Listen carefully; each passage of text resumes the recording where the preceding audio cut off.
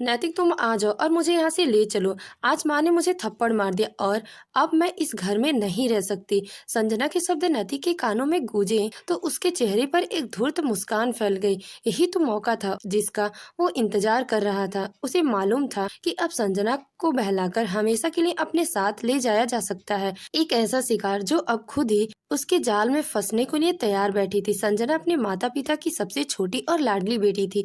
एक बड़ी बहन रिया पढ़ाई में अव्वल, भाई विपिन और सम्मानित माता पिता। परिवार पूरा था, खुशहाल था। संजना की मासूमियत, उसकी हंसी घर की रौनक थी।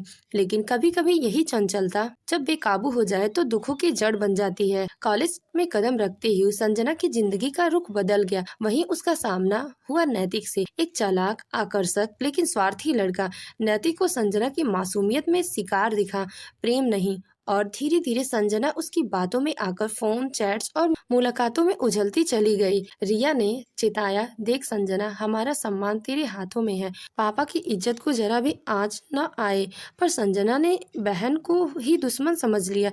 तू क्यों जलती है मुझसे? हमेशा मुझे नीचा दिखाने की कोशिश करती है। एक दिन संजना की माँ ने उसे नैतिक से बात करते हुए सुन लिया। कौन है ये लड़का? माँ ने कड़ाई से पूछा। माँ, वो मेरा प्यार है, मैं नैतिक से शादी करूंगी, मुझे उसे सच्चा प्यार है, संजना ने बेहिचक कहा। जोरदार थप्पड़ पड़ा संजना के गाल पर। शर्म नहीं आती तुझे? तेरी बहन की शादी नहीं हुई, भाई अभी पढ़ाई में है और तू शादी के सपने देख रही है, बेशरम कहीं की। ये सब बात संजना को चुभ गई। उस रात उसने नैतिक को फोन किया और कहा, अब और नहीं रहूंगी इस घर में, मुझे ले चलो अभी। संजना ने माँ से झूठ कहा, माँ चौराहे पर एक काम है, अभी आती हूँ। माँ ने भरोसे से कहा, ठीक है, जल्दी आ जाना। पर वो वापसी कभी नहीं हुई।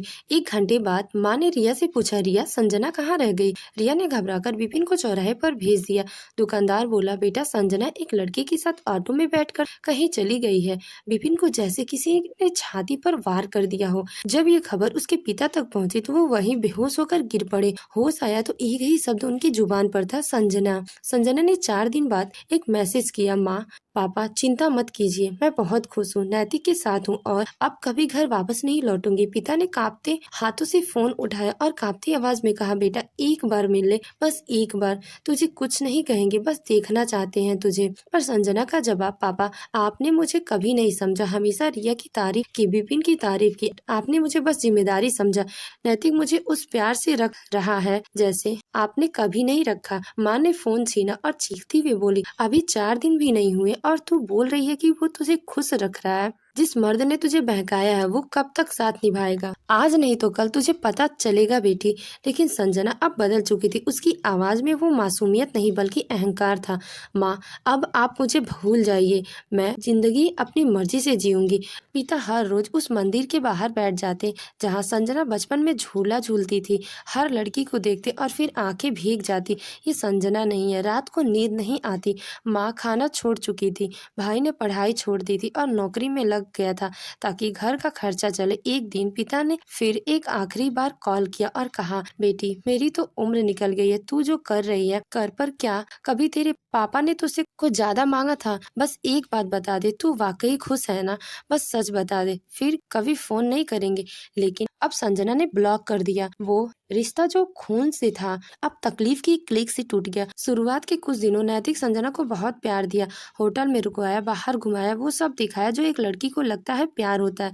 लेकिन फिर धीरे धीरे सब बदलने लगा। नैतिक के चेहरे की मुस्कान अब झल्लाहट बन गई। हर वक्त रोती क्यों है? माँ बाप को छोड़कर आई हो तो अब नाटक मत कर। संजना अब चुपचाप दीवारों को घूरती रहती, किसी होटल के कमरे में बिना पहचान जी रही थी। एक रात नैतिक ने कहा, तुम मेरे दोस्त से मिलो, बहुत अच्छा है, कुछ देर साथ बैठना, काम का फायदा होगा। संजना सन्न रह गई। क्या मतलब? मतलब ये है कि अब मैं तुम्हारा खर्चा नहीं उठा सकता, जो खाना खा रही हो वो भी किस कीमत पर? संजना की आंखों में पानी आ गया। तो तुम्हें मुझसे प्यार नहीं था? नैतिक हंस पड़ा। प्यार? तुम जैसी भोली लड़कियां ही तो हमारे जैसे लोगों के लिए बनी है। उस रात संजना ने पहली बार खुद को आईने में देखा। वो संजना नहीं थी जो घर में हंसती थी, बस एक बेबस लड़की, टूटी हुई बिकने के कगार पर। नैतिक संजना के फ्लैट से भाग गई। अब कहाँ जाए, ना कोई पहचान, ना कोई भरोसेमंद जगह। एक पार्क के कोने में बैठी रही, ठंडी जमीन पर, बिना खाना, बिना उम्मीद। फोन उठाया, पापा का नंबर देखा, पर हिम्मत नहीं हुई कि कॉल करने की। तभी एक अधेड़ महिला पास आई और बोली, बेटा लगता है भूखी हो, पर्दों को पहचान गई। तू भाग के आई है ना? संजना फूट-फूट कर रो पड़ी। उस महिला ने उसे खाना दिया और कहा, बेटा भागने से पहले सोचना चाहिए कि माँ के आंचल की छाया, पापा की उंगली, भाई की रक्षा जब एक बार खो जाए तो फिर ये दुनिया नोच कर खा जाती है। संजना ने वहीं बैठकर एक चिट्ठी लिखी, पापा माँ मुझे माफ कर दीजिए, जिस नैतिक पर मैंने भरोसा किया था वो एक भेड़िया निकला, आपकी बातों को अनसुना किया, रिया दीदी की चेतावनी को मजाक समझा। अब लौटना चाहती हूँ लेकिन नहीं जानती हक है या नहीं। अगर आप मुझे अपना साया देना चाहते हैं तो मैं चौराहे पर सुबह 5 बजे बैठी रहूंगी। आप आएंगे तो लौट जाऊंगी, नहीं आए तो समझ जाऊंगी अब मेरा कोई घर नहीं है। आपकी लापरवाह संजना। संजना सुबह चौराहे पर बैठी रही, ठंडी हवाएं चल रही थी, हर आती बाई को उम्मीद से देख रही थी। तभी दूर से एक बूढ़ा आदमी दौड़ता नजर आया, उसकी कमर झुकी हुई, आंखों में आंसू, हाथ में वही दुपट्टा जो संजना को स्कूल भेजते वक्त माँ ने पहनाया था। संजना, पापा दौड़ते हुए गले लग गए, बेटा तू लौट आई, मेरी बच्ची लौट आई। माँ अभी पीछे पीछे आई, आंचल बिछा दिया उसके पैर में, बेटी देर कर दी पर हम अब भी तेरा इंतजार कर रहे थे। संजना जोर से रो पड़ी, माँ पापा मुझे माफ कर दीजिए, मुझे माफ कर दो। कोई भी लड़की जब घर छोड़ने को सोचती है तो सिर्फ दीवारों से नहीं, अपने छांव, भरोसे और समाज की इज्जत से भागती है। जो बाहर की दुनिया दिखती है वो सब कुछ नहीं होती, उसमें अक्सर प्यार के नाम पर धोखा, सुरक्षा के नाम पर शोषण और सपनों के बदले बर्बादी मिलती है। बेटियों को एक सशक्त, संदेशशील और समझदारी भरा संदेश देना बहुत जरूरी है, ताकि वे अपने जीवन के फैसले सोच समझ कर ले। उनको निम्नलिखित बातें सिखाई और समझाई जानी चाहिए। माता पिता वे आपके लिए पूरी दुनिया से लड़ते हैं, आपको पालते हैं, पोसते हैं और एक सुख दुख में हमेशा साथ खड़े रहते हैं। किसी भी फैसले से पहले उनका दृष्टिकोण जरूर समझें।